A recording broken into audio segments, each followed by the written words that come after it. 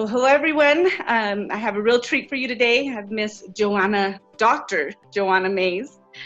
She is a professor at CU Boulder, and I'm just going to let her tell us a little bit about herself and share her journey with us. Just an amazing, beautiful soul who I got the pleasure of meeting in 1999 when I first moved up to Denver. It's crazy how long it's been. I know. So only 12 at the time, I guess, right? Me too. Yeah. Okay, Johanna. So tell us who you are and where you come from. Where's your family from, first of all?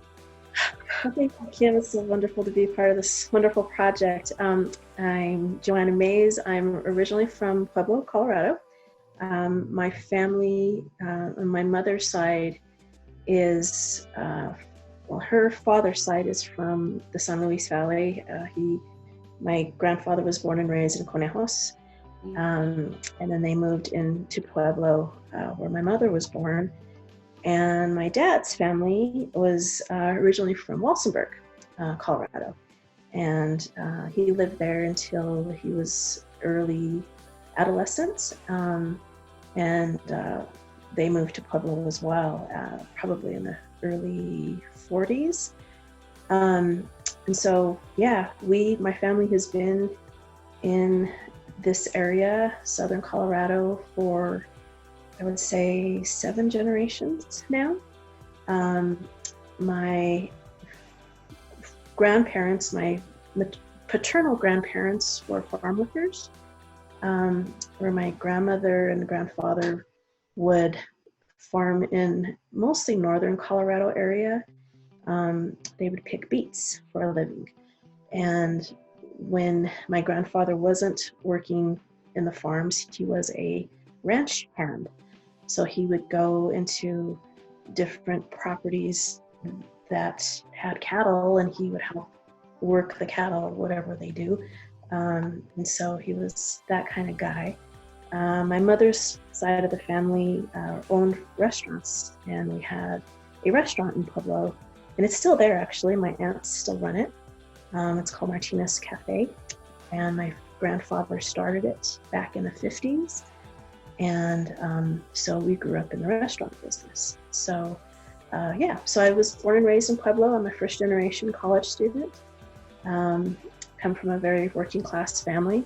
My mother spent her years in the restaurant business, as I mentioned. My father was an auto body painter for 32 years.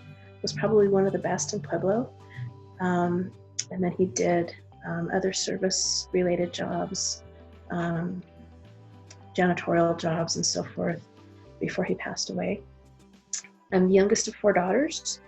I am the only one in my family to go on to college, in my immediate family. I'm the only one in my entire family, both sides, for all of generations, alive and dead, to have a PhD, which is cool and weird at the same time. And so, yeah, as Kim said, I am a professor at CU Boulder. I teach in the School of Education. And I've been in higher education for, this is my 20th year, which is crazy. So yeah, that's a quick, dirty version of my life. I'll let you take over. What was it like growing up in Pueblo? And did you always have aspirations to become a professor? Growing up in Pueblo in the 70s and 80s was wonderful.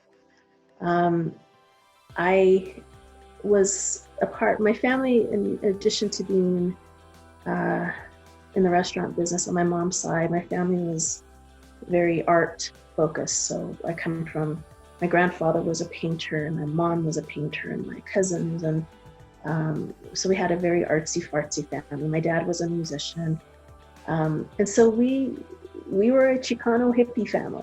We were surrounded by music and jazz and painting and the arts growing up, and it was a beautiful time in Pueblo's history. We were poor, but we didn't know it. We had everything we needed, but we didn't know that we were so socioeconomically strapped. Again, my parents worked blue collar jobs. No, I didn't always want to be a professor. This profession kind of jumped at me later in life, much later in life. I didn't do the traditional professor track.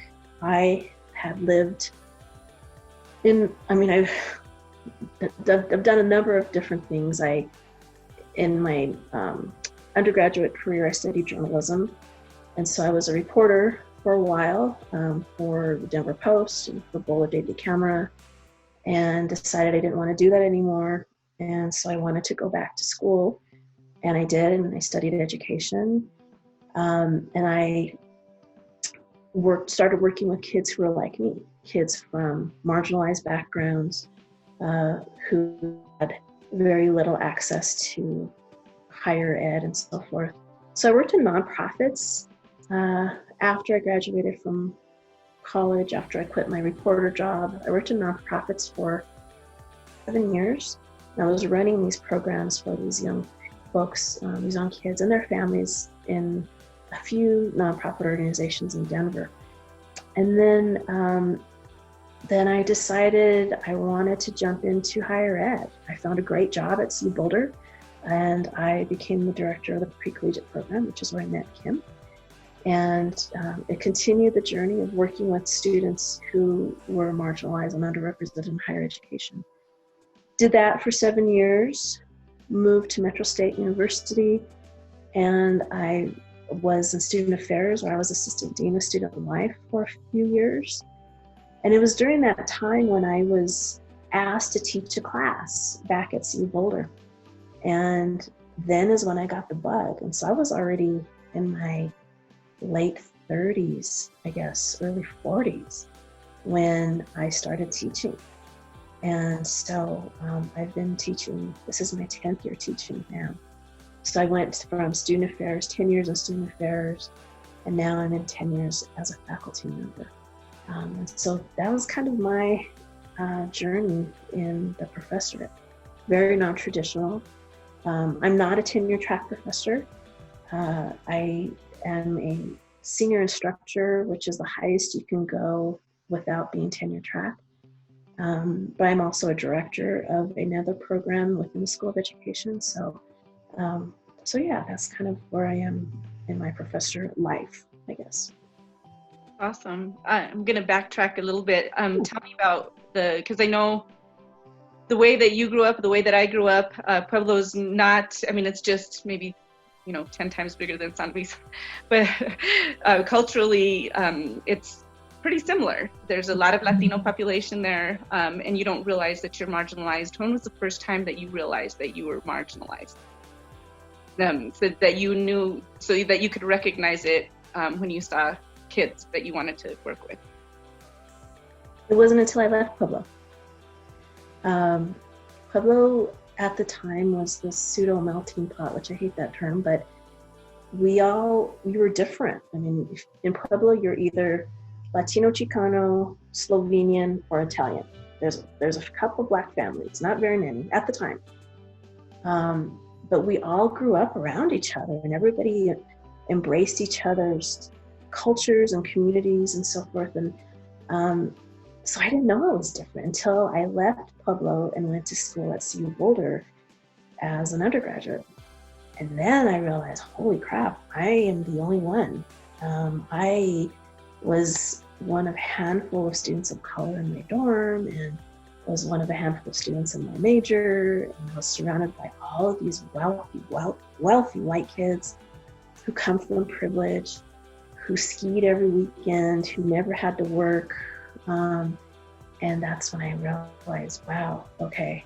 And then I backtracked myself and said, what I grew up with was really different. And I started appreciating my culture a lot more, and appreciating my family and what we brought to the table a lot more, because I wasn't with it anymore.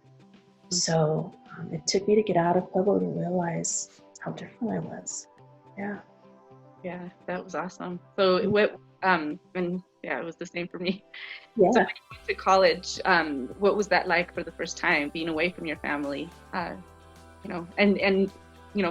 seeing that this was your experience now, that you realize that you're different and what you grew up with was not like a lot of the people you're going to school with. What was the college experience like for you? The first year was horrific. It was, thank God I had my roommate who was African American, who grew up in Colorado Springs, and she and I shared similar backgrounds. Thank God for her, because I wouldn't have made it. There's just no way. We didn't have money, we didn't have resources. We were in programs, diversity programs on campus that supported us, thank God, because we wouldn't have made it through. But, we had to financially support ourselves. I'm speaking for myself. I had to support myself. At the time, my dad had sole custody of me before I left to college. And he had just lost his job the year before I left to college. And we didn't have a lot of money. I mean, I still, to this day, I keep my financial aid forms from my undergrad program, because I need to remember those times, how we suffered economically. Again, I didn't realize it until I left, but my senior year, my dad made $8,000, because he was out of work. And so jumping from that life to a life of privilege at CU was startling. And then I realized that I wasn't academically prepared to function in a research one institution. So my whole first semester, I had to take remedial courses. I was on financial aid probation and academic probation, because I think I got a 1.9 GPA my first semester, because I just wasn't prepared to function as a scholar. I didn't know how to study. I was a great writer, that saved me, but as far as studying for, a biology exam where I had 400 students in my class, who can manage that? And then being away from home was really difficult. I would cry and want my dad to pick me up, and he would never pick me up.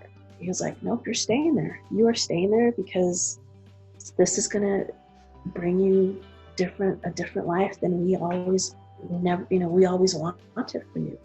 So, and so as the years went on, I was an undergrad for 5 years. As the years went on, things got easier, not easy completely, but easier. I was able to navigate my surroundings a lot better, and found more like-minded students, other Chicano students who helped with my retention, to kind of block out the whiteness, so to speak. I talk about that a lot in my own writing. And so, yeah, I graduated in 5 years, but it was difficult in so many ways, like I mentioned. So what was high school like? What was your GPA getting out of high school? I was an honor student. I was number 33 out of a class of 350. Graduated with honors. I was a nerd, but I was a cheerleader, and I was hung out with all the cool kids, and but I hung out with mostly white kids. I had maybe 2 or 3 kids of color I hung out with. Just how it was. High school was wonderful. It was a wonderful time for me, and it was exciting, and I took all advanced placement classes, but even that didn't prepare me for what higher ed was supposed to be. Yeah. So as an adult now, it makes me question, what are we doing to our kids? What happened to my educational system, to where I felt like I was the top dog, this academic stud, and I was going to go to CU and conquer it, and I could barely stay afloat in my classes. So there was a huge disconnect academically from high school to college. What other supports, or what were there people throughout your college career that you can look at that gave you words of wisdom and advice that helped carry you through? Were there professors there or mentors there that kind of took you under their wing? What was the thing that kind of helped you through that? I was a part of, back then it was the diversity programs that they had. So they would put all of us students of color who were admitted provisionally, like I was, into these programs. and they were assigning us with counselors, and then we had these activities that we did once a month. And so I was really lucky to be connected to those folks. Back then, and this is a great story, I was connected to an African-American professor, Dr. Polly McLean, who was a professor in a journalism school. And so she served as my mentor. And she kicked my ass. And because she followed me all the way through my last few years of school. And it was during those times when I got connected to MECHA, which is the Chicano student group at the time. And so I was a leader in MECHA. And so we all did a lot together, and they helped with my retention, they helped with my retention in school, but they didn't help with my retention in class. That's very different. And so I was being radical and active, and then I was not, still not doing well in class, but I needed to fight for the cause. And I remember Polly and Dr. Joanne Arnold, which was a Native American lesbian dean at the time of the School of Journalism, sat me down, and they're like, you need to figure this out. Are you going to stay here for 10 years, or you need to get your butt out of here? And so they are two of a handful of faculty and staff who really knocked it into gear with me, saying, we need you on the outside. You can do all that you want here, but we need you with that degree in hand, a woman of color with that degree in hand, to go do bigger and better things. So get your ass out of here. And so, yeah, they did it. They helped me see the light, and so I did. Ironically enough, Polly is still a professor at CU, and now she and I are colleagues. Nice. Like you've come full circle. That's so cool. And I see her on campus, and she teaches in my building, and we hug, and that's what's so powerful to me, to see her every, once or twice a week. And I'm working on a project with her now that hopefully will start after COVID is done. And so it's those people. There's Dr. Al Ramirez, who would invite all the Chicano students over to his home every Sunday. And he and his wife would cook dinner, and we would sit and hang out with each other and with them every Sunday. And he would play guitar, and we would sing, and we would eat and watch football. And it was Dr. Elisa Facio, who has passed on. She was a Chicano studies professor who took me under her wing and kept me there. And she and I did work all the way up to her passing a couple years ago. There's Dr. Salvador Rodriguez del Pino, Dr. Arturo Aldana. So there was a handful of Latino Chicano professors that took me under their wing and made sure that I succeeded and got me through. And I owe them a ton. And Dr. Del Pino's passed, Dr. Facio's passed. I still work with Dr. Aldana at CU now. So it's giving them recognition that they don't ever get. And I do that all the time, and saying, if it wasn't for you, I wouldn't be where I am. Polly, of course, as I mentioned. So, yeah. That is so awesome. And like I said, you've come full circle, and now you're that person for so many kids. And I know that firsthand through the pre-collegiate program, because I know the students that you had, that a couple of them were what the intern is not the right word, but I'm sorry? The TAs? Yes, they were my TAs. And one of them went through the Better Teachers program that I went through too. And I'm so proud of him. And so I know you're doing the same thing for other kids. And I think that's just so amazing. Thank you. The more of us that are out there, the better, and the more success stories that we can get, the better, We're sending another one, or I think 2 more to you. So I've done an interview with a girl who is headed out to CU Boulder, and I've got a cousin that'll be out hopefully to CU Boulder in the fall as well. So wonderful. Yeah, so we just keep going strong, and I'm just so couldn't be more proud. Thank you. Pieces of advice. Is there one piece of advice that you think is golden that you normally give to your students, especially those that are watching this right now and saying, that's what I want to do one day. I want to be in that position where I'm teaching other kids, where I'm helping them. I'm that professor that's, helping that kid get to the next level. What's, one nugget that you would probably give to that kid, that student? Gosh, there's so many. Or give me more. Yeah, I mean, I think about, regardless of where you go, if you're going to become a professor, you're going to become a student affairs official like I once was, always know that you're going to be the only one, or you're going to be one of few. And I make sure and tell my students that, and I say, you need to equip yourself with that extra shield of armor, because it gets really tough, especially in higher ed right now. And some of yours and my conversations that we've been going through these past couple weeks talk about, some of these challenges we as the only one go through in higher ed, because that's my field. Is it's having to work as the anomaly, having to be the counter story.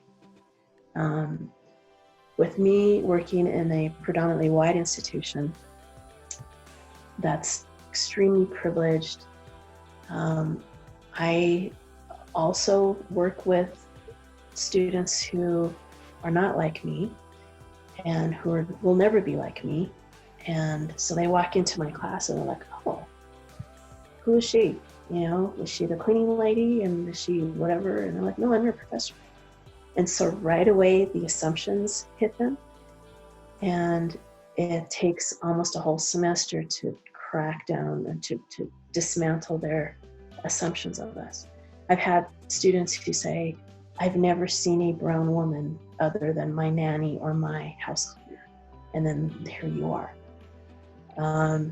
And so telling my students these stories and letting them know that you're going to be challenged every day just by showing them.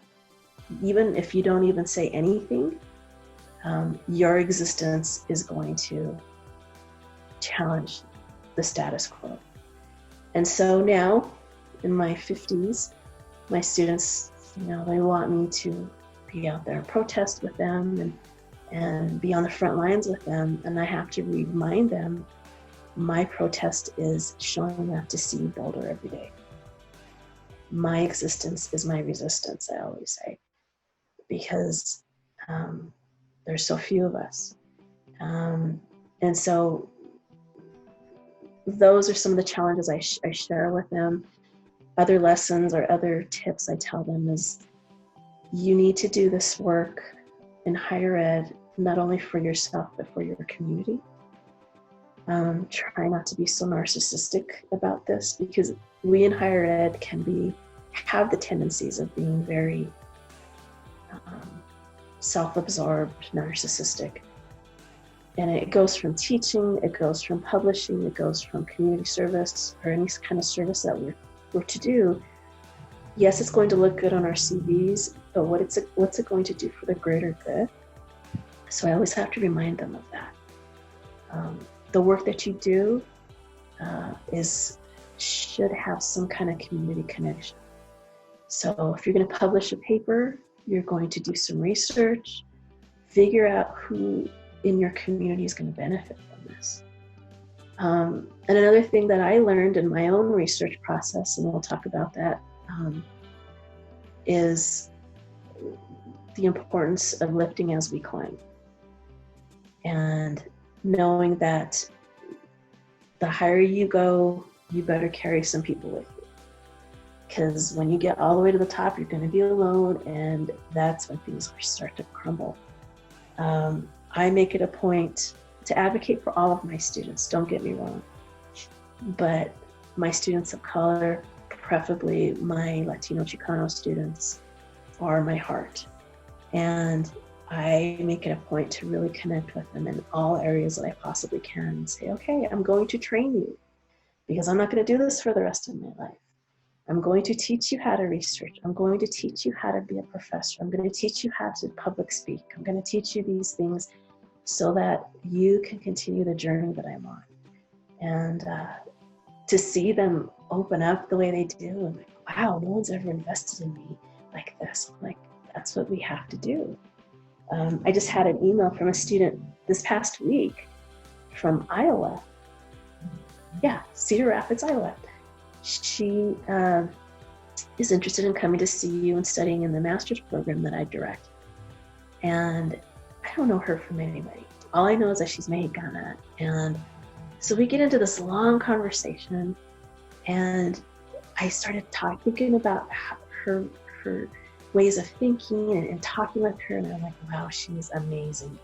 Holy crap, she's amazing. And so I was like, right away I started thinking she could be on my research team for this project, and we got to get her into CU first, and I got to get her into my program, and she and I can do this kind of research that I'm sitting on that talks about Latina Chicana women in higher ed, and blah, blah, blah, blah. And so I was telling her this, and she was like, I don't even know you, and this is so exciting, and I would love to be a part of this. I'm like, this is what we have to do for each other. And that's what I hope to do, is instill that with my students. So those are the lessons, or the tips I tell my students as they go through their journey in higher ed, for sure.